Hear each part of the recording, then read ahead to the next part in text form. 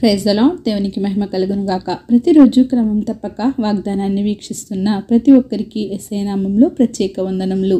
Subscribe చేసుకుని అనేక మందికి షేర్ చేసి దేవుని మాటల ద్వారా బలపరచండి. ఏర్పాటు చేయబడిన దేవుని వాగ్దానము కీర్తనల గ్రంథము 91వ అధ్యాయము 4వ వచనము. ఆయన తన రెక్కలతో నిన్ను కప్పును, ఆయన రెక్కల క్రింద నీకు ఆశ్రయము కలుగును. He shall cover thee with his feathers, and under his wings shall thou trust.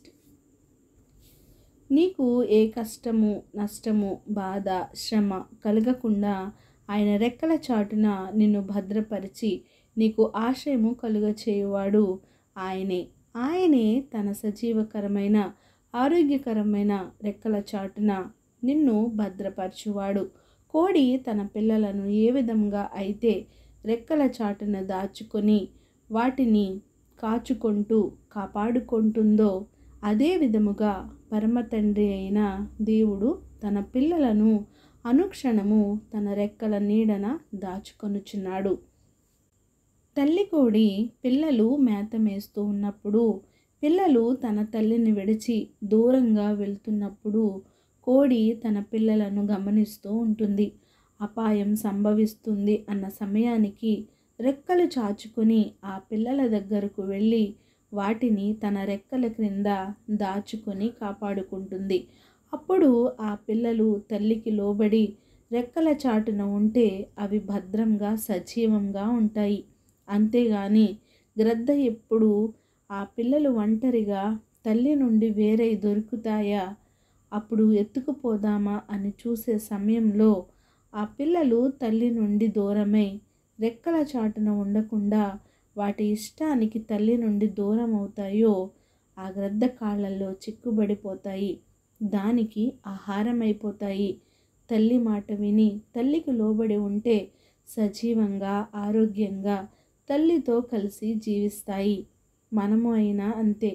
దేవుని రెక్కల చాటున నుండి వచ్చేసి ఇష్టానికి జీవిద్దాం అనుకుంటే తప్పకుండా నిన్ను గ్రద్దవలే సాతానుడు తన కబంధ హస్తాలతో నిన్ను ఎత్తుకుపోయి నిన్ను సర్వనాశనం చేస్తాడు. నీవు తండ్రిని విడిచి జీవించకు, తండ్రికి దూరముగా జీవించకు. ఆయన హస్తాలలో నిన్ను భద్రపరచువాడు. ఆయన రెక్కల క్రింద క్షేమము ఉన్నది, ఆయన రెక్కల క్రింద భద్రత ఉన్నది, ఆయన రెక్కల కింద జీవము, ఆరోగ్యము సమస్తమును ఉన్నవి కనుక ఆ సమస్తమును నీకు ఆయన దయచేవాడు. కనుక నీవు దేవుని విడిచిపెట్టి జీవించాలి, దేవునికి దూరంగా జీవించాలి అనే పద్ధతిలో నీవు ఉండకుండా దేవునితో కలిసి జీవించుదువు గాక. ఆమేన్. చిన్ని ప్రార్థన. సకల ఆశీర్వాదాలకు కారణభూతుడైన మా ప్రియ పరలోకపు తండ్రి, మీరిచ్చిన వాగ్దానంకై వందనాలు దేవా.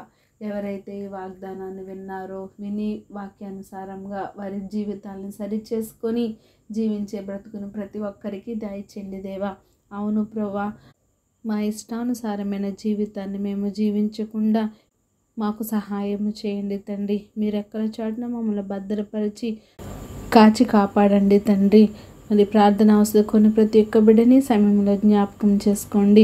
సమస్త ఘనత మహిమ ప్రభావములు మీరే ఆరోపించుకుంటారని యేసుక్రీస్తు పరిశుద్ధ నామమున ప్రార్థించి అడిగి వేడుకొనుచున్నాను మా తండ్రి. Amen. God bless you all.